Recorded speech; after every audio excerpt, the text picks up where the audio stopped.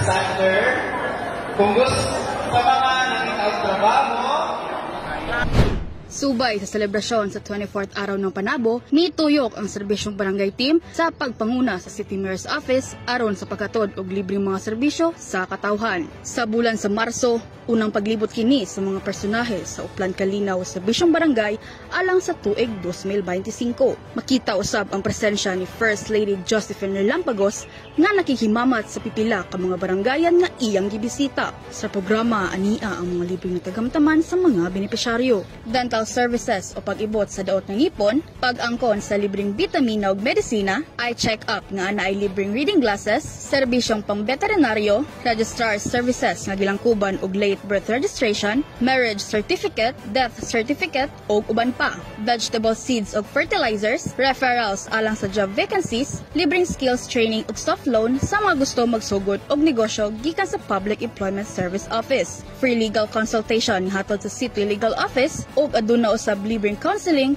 nga hatod sa City Social Welfare and Development Office ug libreng gupit og hair color gikan sa opisina ni Mayor Joe ug daghan pa. Dako ang kalipay sa mga residente nga gibisita sa lokal nga panggamhanan. Apil na niini ang pagpasalamat tungod sila nakabenepisyo sa maong programa. Alang sa schedule sa serbisyong barangay program, mamahimong bisitahon ang Panabo City Information Office ug Panabo City Mayor Jose Joe Lampagos Facebook pages. Kauban sa kamera si Aljon Castilla ug Michelle Hinteles, kini si April Pungay, intern sa City Information Office nga gikan sa DNSC.